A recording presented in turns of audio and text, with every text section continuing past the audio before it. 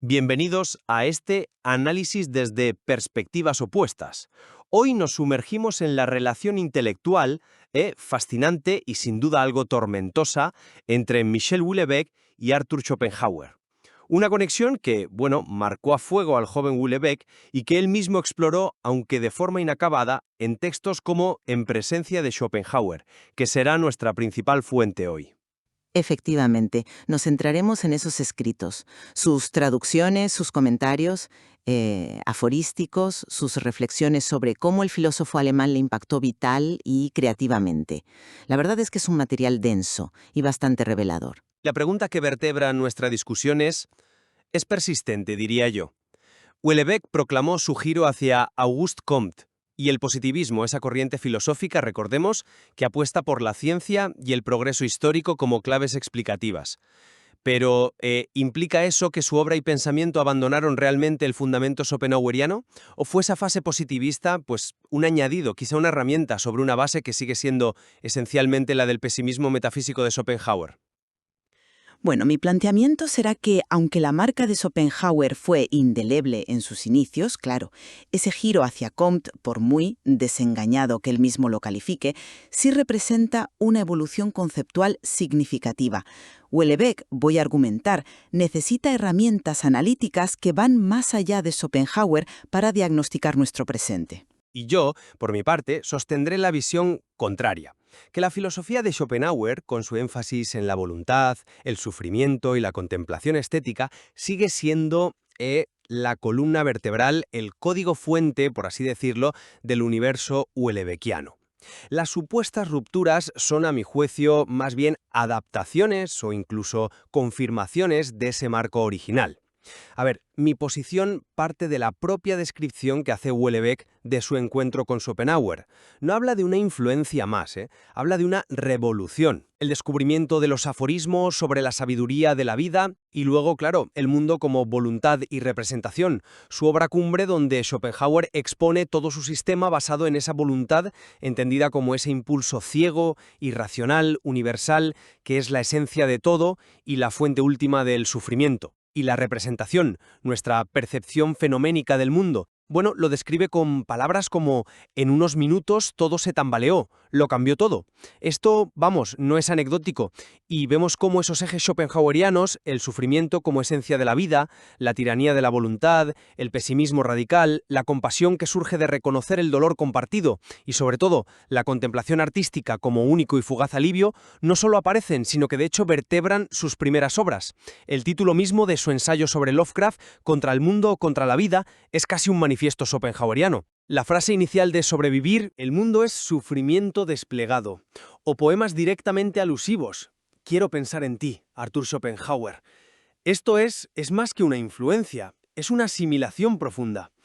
E incluso cuando años más tarde, en textos como Aproximaciones al desarraigo, analiza críticamente la aplicabilidad de Schopenhauer a la era del consumo masivo, fíjate que propone como salida: la revolución fría, la posición estética ante el bombardeo mediático. ¿Qué es eso sino la suspensión del querer, el aquietamiento de la voluntad a través de la contemplación desinteresada, que es la quinta esencia de la propuesta schopenhaueriana?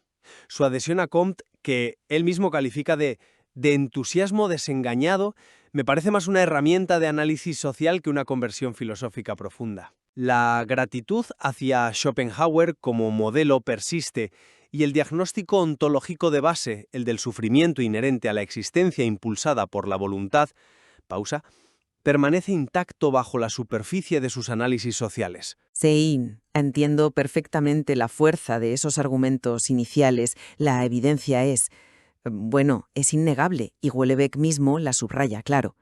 Pero creo que quedarse ahí es perder de vista una evolución intelectual, genuina. Yo sostengo que si bien la huella de Schopenhauer es profunda y, desde luego, configura su sensibilidad, su trayectoria posterior implica una ruptura conceptual importante, aunque el tono pesimista general se mantenga, eso sí. Él mismo afirma haberse alejado de Schopenhauer y vuelto positivista. Y este positivismo, aunque esté matizado por ese entusiasmo desengañado, no es trivial. Fíjate en su argumento clave en Aproximaciones al desarraigo.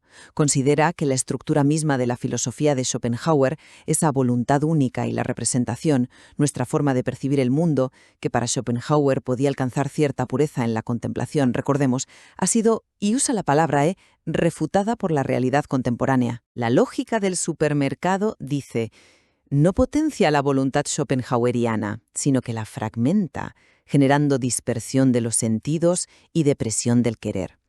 Y la representación, lejos de ser inocente, está profundamente infectada por el sentido publicitario, mediático. ¿Qué significa esto? Pues que las condiciones mismas que Schopenhauer postulaba para la liberación a través del arte o la contemplación están, según Houellebecq, están socavadas en nuestra época. Además, y esto me parece crucial, critica explícitamente a Schopenhauer por no considerar el movimiento de la historia. Ese es un concepto central en Comte, y Houellebecq lo ve indispensable para entender la sociedad moderna, sus cambios, sus fases. Esta crítica revela una insuficiencia percibida. El sistema metafísico y atemporal de Schopenhauer pues no basta para explicar las dinámicas sociohistóricas que generan el malestar actual. Por eso busca en Comte, aunque sea críticamente, un marco diferente. La gratitud puede ser hacia el maestro inicial. Sí, pero la búsqueda de nuevas herramientas analíticas indica una superación conceptual. El foco, diría yo, se desplaza de la metafísica de la voluntad al análisis histórico-social de las formas contemporáneas del sufrimiento. Claro, pero a ver, ¿esa crítica a la aplicabilidad de Schopenhauer hoy en día realmente refuta su sistema, como dices que él afirma, o más bien lo confirma de una manera aún más terrible? Es decir, cuando Houellebecq describe esa dispersión de los sentidos, esa depresión del querer provocada por la sociedad de consumo, no está describiendo precisamente una manifestación, exacerbada y particularmente insidiosa de la tragedia de la voluntad. Una voluntad que ya no es ni siquiera fuerte y trágica, sino débil, fragmentada, incapaz hasta de desear con coherencia, perdida en un laberinto de estímulos insignificantes. Desde mi punto de vista, el análisis de la lógica del supermercado no invalida a Schopenhauer, sino que detalla cómo el capitalismo tardío ha perfeccionado las formas de mantenernos encadenados al querer, corrompiendo incluso la representación, nuestra ventana al mundo, con el sentido publicitario, hace que la vía de escape schopenhaueriana sea más difícil. Sí, pause, pero no necesariamente inválida. Y de nuevo, ¿cuál es la actitud que él parece valorar, incluso en sus novelas más recientes? Pienso en Jet Martin, en El mapa y el territorio, con su distanciamiento artístico casi monacal. ¿No es esa la posición estética, ese paso a un lado del que hablaba en Aproximaciones, que es, en esencia, una solución schopenhaueriana? Me parece que la crítica se enfoca en la manifestación actual del problema, pero la estructura conceptual subyacente sigue siendo la de Schopenhauer. Veo hacia dónde vas, pero yo sigo pensando que la ruptura es más profunda, de índole conceptual. Fíjate, no se trata solo de que el sufrimiento sea más intenso o más difícil de eludir.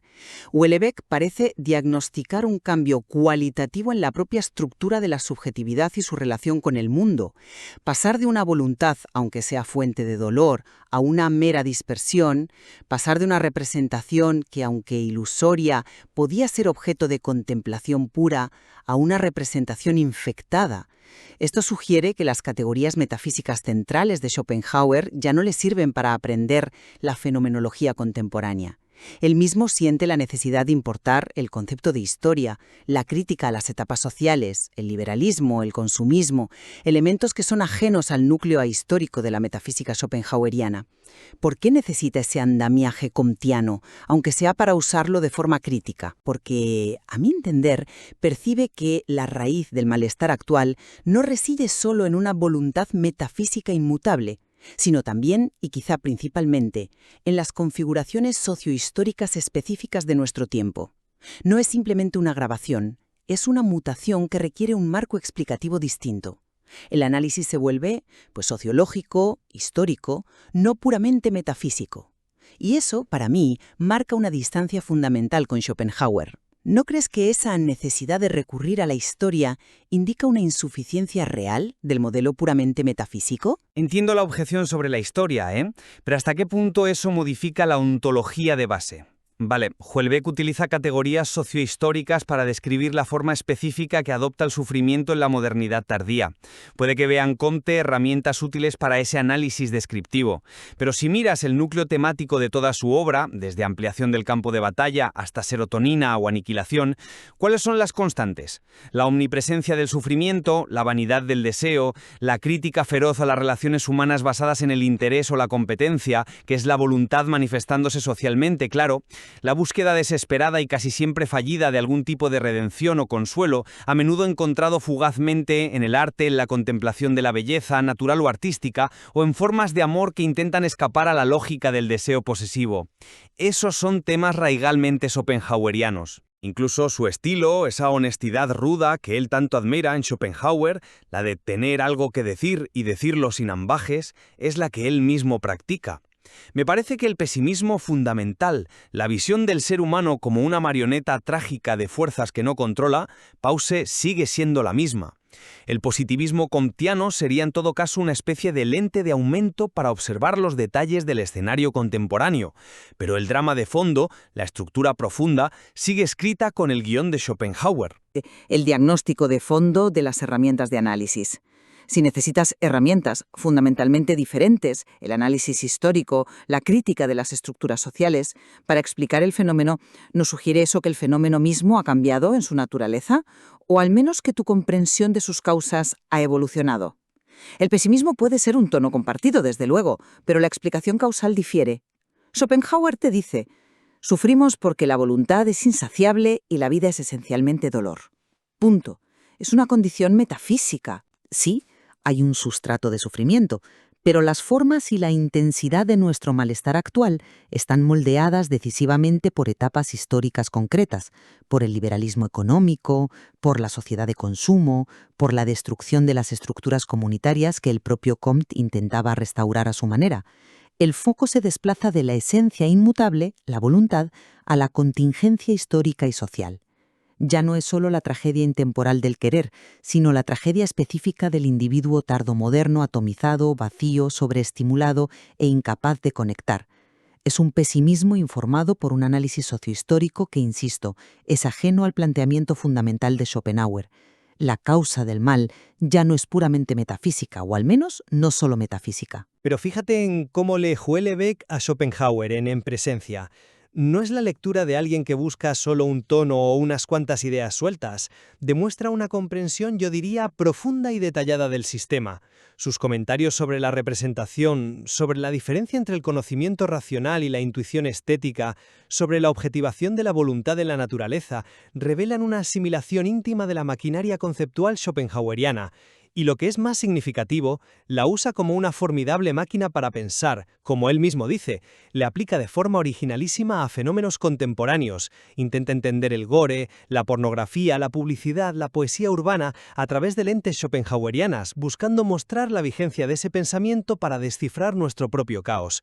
¿No indica eso una adhesión que va más allá de un simple préstamo temático? Su proyecto, aunque inconcluso, es un homenaje explícito a la actitud intelectual de Schopenhauer, esa búsqueda de una verdad incómoda y a la potencia explicativa de su sistema.